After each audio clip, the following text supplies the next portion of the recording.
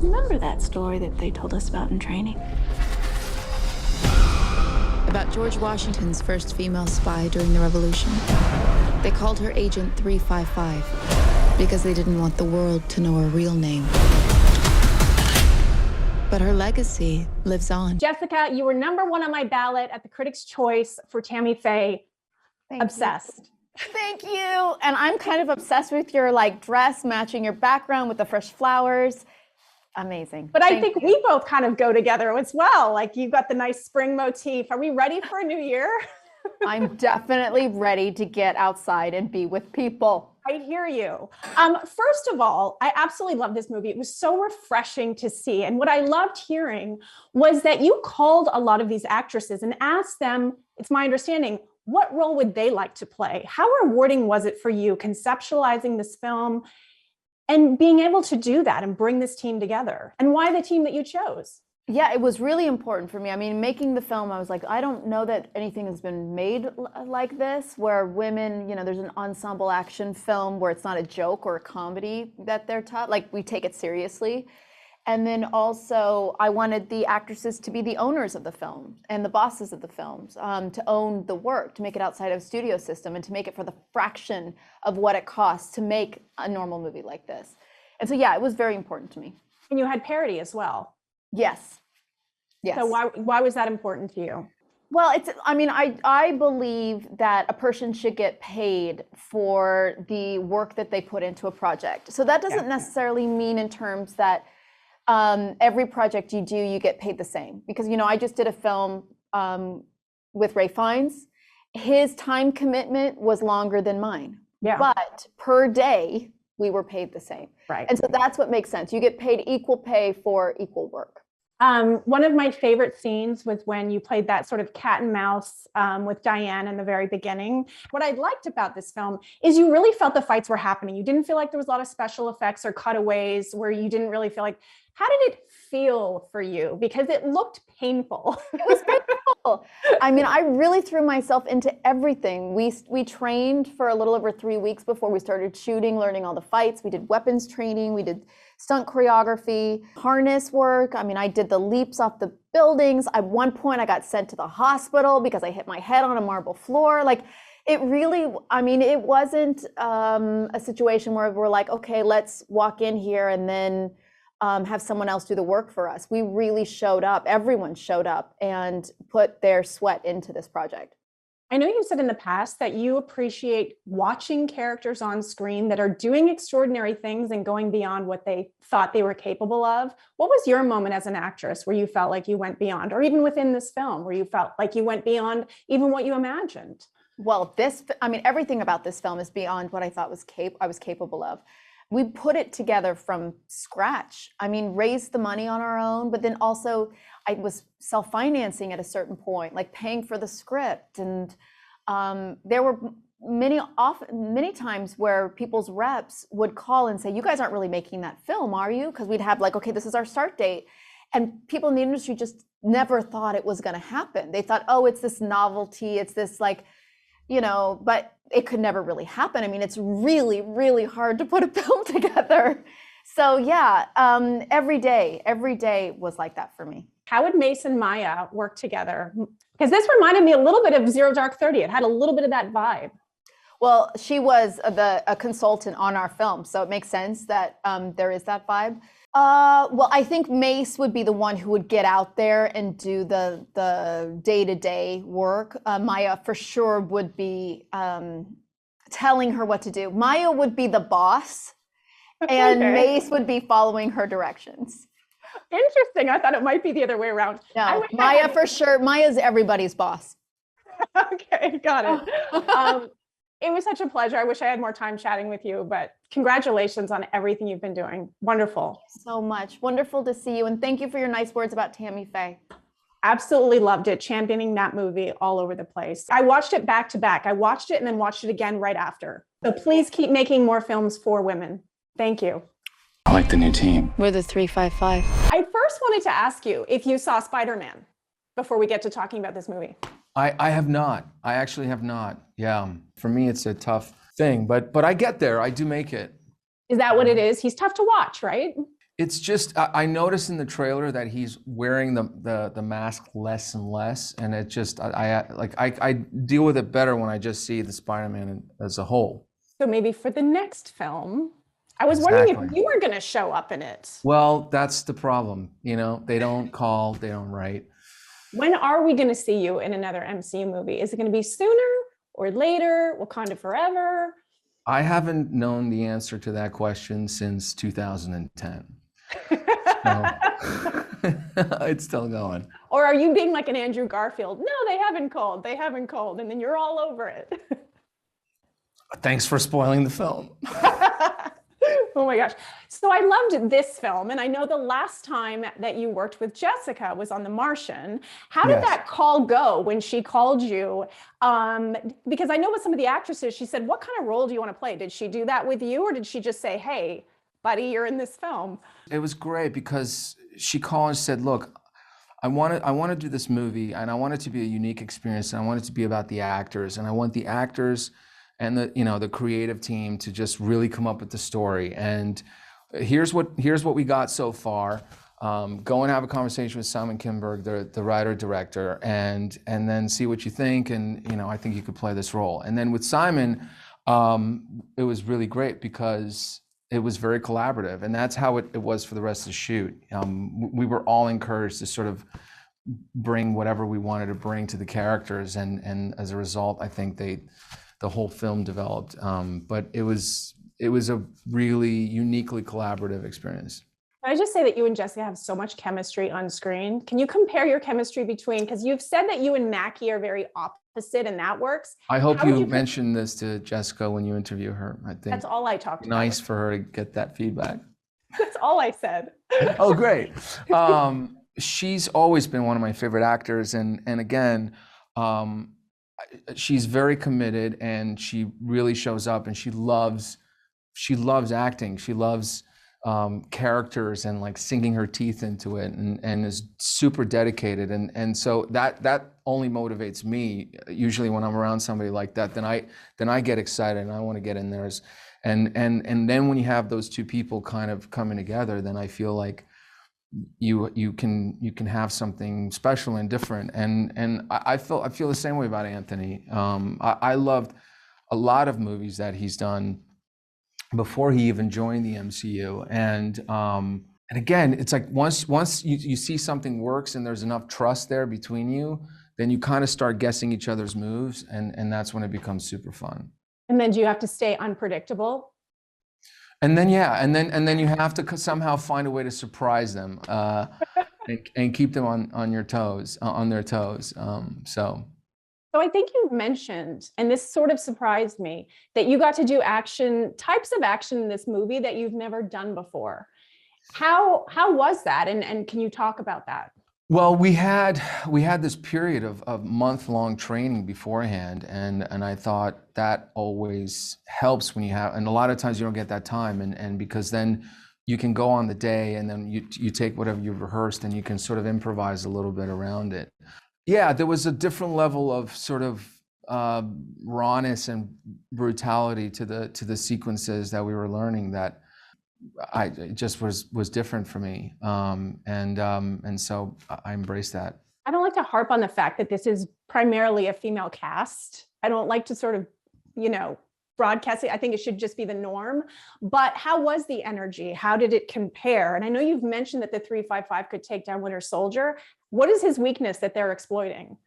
Well, the vibe was things just get done. They just get done a lot faster, a lot more effectively, and generally everything runs a lot better and smoother. But other than that, how did the 355 take down the Winter Soldier? That's I think you mentioned it in somebody else you were talking to. I think it was Comic-Con. You were like, oh, they could take down Winter Soldier for sure. How are they taking him down? I mean, probably by just having a conversation and just saying, buddy, it's okay, We've all been vulnerable at one point or another. You can be vulnerable too. I don't know. I'm just saying, I'm trying to be creative about it. But you're laughing, so it's working. It's brilliant. That was a great answer. Are you kidding? Because Winter Soldier doesn't really, a lot of his problems were like not confronting his past and not talking about emotions and things. And I feel like he could use a little bit of that. Winter Soldier's problem have been solved by the women of the 355. I love this.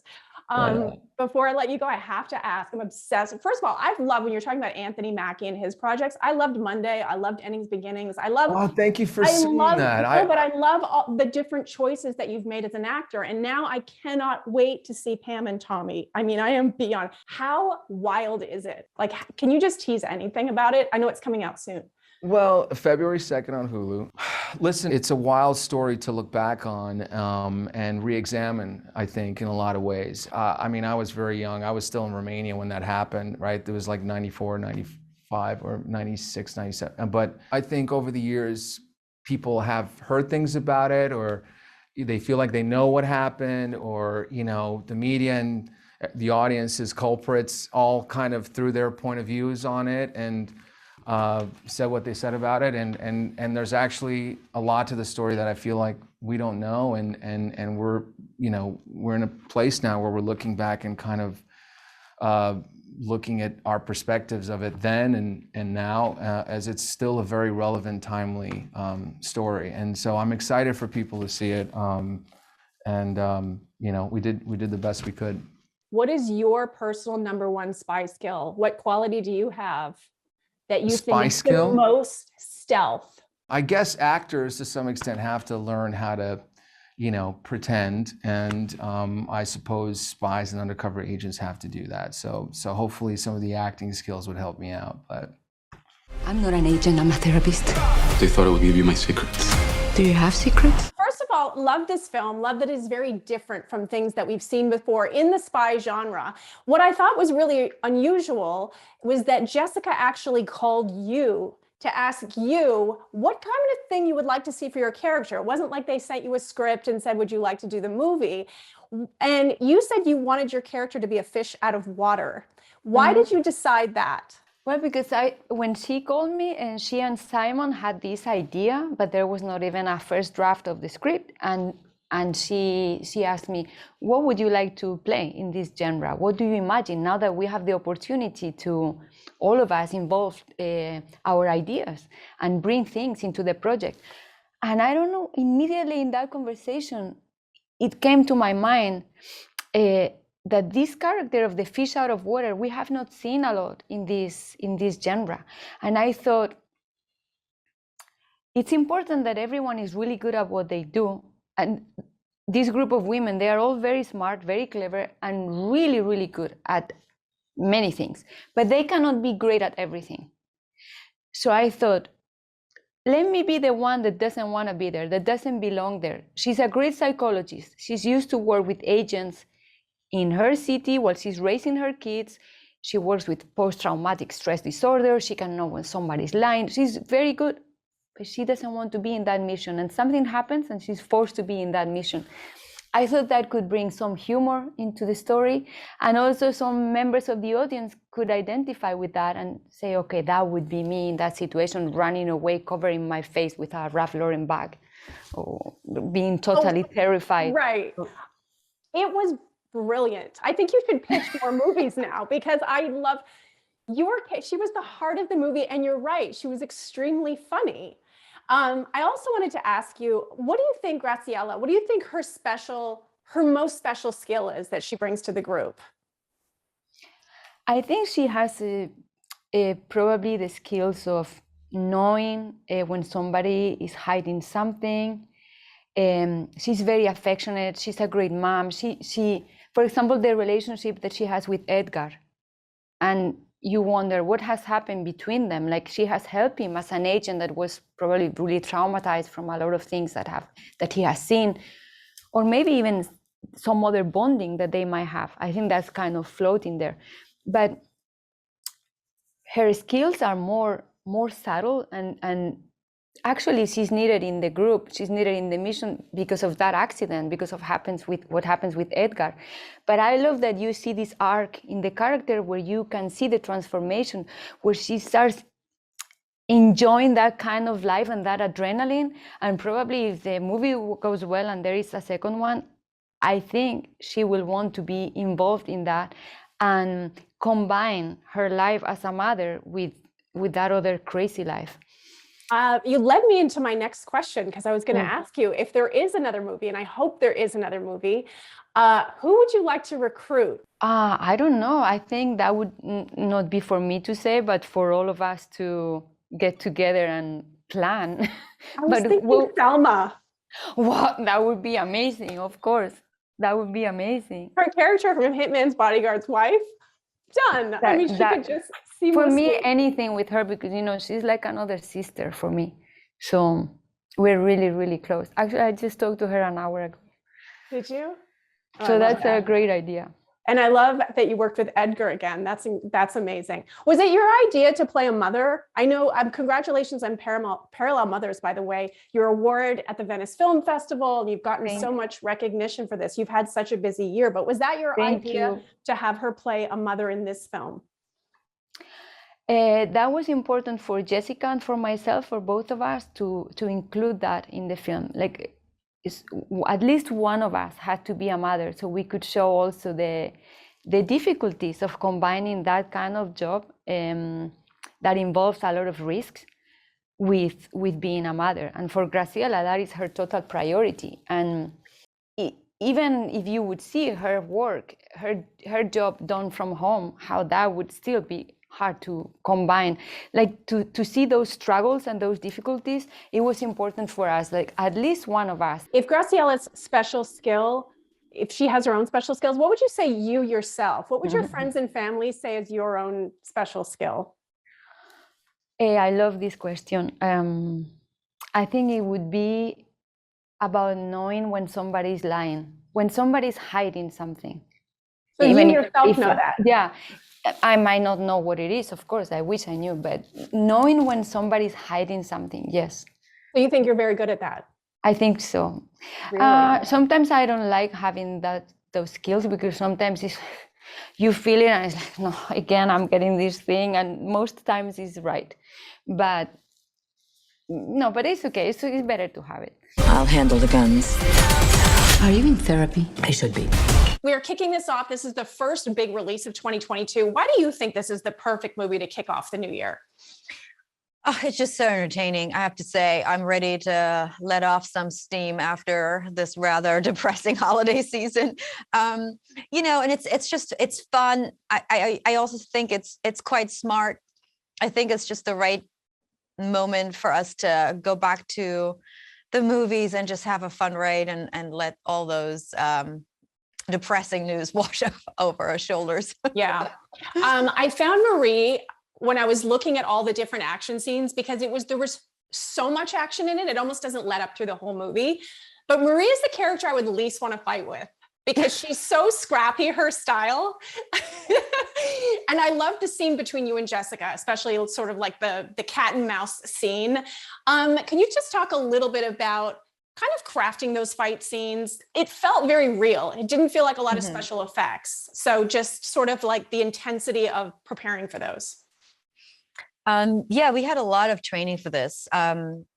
Part of what I wanted to bring to the character was this, you know, that German, that sense of being German, where you associate that with, you know, a certain discipline, a certain preciseness. And Marie was very much written like that, right? She has nothing to lose, no attachments whatsoever. It doesn't matter how you get there, as long as you get there. That relentlessness, like just always on. And you know, I try to bring that into the fight scenes. The stunt coordinator that they assigned to me, you know, her and I had a very tight relationship, because I wanted her, whatever was in me, to fight like my character would, you know. And I think sometimes that gets overlooked. You know, you have like the actor doing her thing, and then they have stunt people, and it looks like two different people trying to, you know, in the same scene. And we really talked about how, like, what you responded to, like the scrappiness, like, it doesn't matter, just get up, let's go, you know, it doesn't matter if it's pretty or not, just like, you know, that wiry quality. That's exactly how it felt. And you can tell when you watch movies, when there's a difference between, oh, there's the stunt person and there's the actor doing it. You never felt that. I'm going to take you back almost 20 years to National Treasure, the chase, when you were chased in that scene. Can you talk about like the evolution of how fight scenes have evolved, and sort of take me back to sort of maybe the preparation for that versus this, and how how you've evolved as an action, you know, doing these types of scenes. This felt very different because it was the whole character was that action part. So like I said, like it felt like everything my character was doing was informed through that action, whether that's loading a gun or hiding from being shot at, right? So it was more of a complete training. It truly did. It wasn't about getting a six-pack, you know what I'm saying? It was about getting that physicality right for the character. So it took many weeks to like make that all happen, because I've never changed a gun magazine thingy, and it's not that easy in my opinion. So you mentioned being very German, and what I love about this cast is that it is an international cast, and that you do speak, I mean, there's different languages spoken in the film. And that's another thing that I liked about the authenticity of it, is that sometimes, you know, somebody will be in Japan, will be in a different country, but then they speak English, and you're like, they would never speak English with each other. Right. So can you talk about how important it was for you to sort of bring that into the film, and it being this cast of women that are from all over? I mean, I just think that the times have changed, you know, and I think audiences are smarter, and they don't want to feel like they're being duped anymore. You know, we had that same issue, a problem for Inglourious Basterds, for example, you know, where we had an entire script really in German and in French, and how do we make this sounding authentic and yet make it accessible to an American audience? So I think that the times have changed in the sense that generations want to they're looking for that exotic escape as well. You know, they want to hear those languages. They're not as scared of maybe reading a subtitle, or, you know, and they want to be transported into a different country. So that's part of it, I think, you know, and I'm hoping that especially in these weird pandemic times, that's actually really exciting to feel like you are traveling with us to a different country, and you're going to hear all those different languages. Marie has, obviously, I think her scrappiness is her special skill and her fighting ability. But what do you think your friends and your people close to you would say is your special skill? Like, what do you bring to your group that would be your own personal special skill? I'm a really good organizer of things, you know, like people look to me, my friends are always, I'm like a problem solver. Like there's something to be planned, organized, get everybody to the same place for a party, make sure people get called and followed up on, like that's like me. Or somebody has a problem, they usually come to me, and I have a more level-headed way out of it, you know, which they would say is very German. There's a scene in the movie that I loved. I think it was my favorite scene in the movie, where you all sort of, the 355 gets together and sits down for the first time for a meal, and you sort of compare stories of your first mission. What was your first acting job, or your first super memorable job that you remember from when you started? Well, my very first job, I'd never been in front of the camera, I mean, a moving camera. And so it was completely green. I was still in acting school, theater class. And I played a girl that was in a wheelchair after a car accident. And I had prepared for that role, I mean, weeks and weeks and weeks. And I couldn't believe my luck. It was a French TV show, really bad TV show. And, you know, I had all these ideas of what I could bring to the character. And I just remember getting there like an hour before my call time, and I was just being so nervous, and, you know, in my head thinking that that's how I'm going to get into this character. And then, you know, they're finally calling me to set, and it was over. Like nobody paid any attention to me because I was like a day player, right? And they just, okay, say your lines, and this is it, done. And I couldn't believe, I was so disappointed and devastated, because I felt like my artistic soul was just violated. I remember that like so much. And then my real first movie was with Dennis Hopper, and he played my dad. And so I remember that as being a defining moment in my life, of course. And he truly taught me everything. And I mean, everything from like the most basic things, like if you can't see the camera, the camera can't see you, because I was so green, and I went to theater school. So I didn't have any, camera training or anything like that.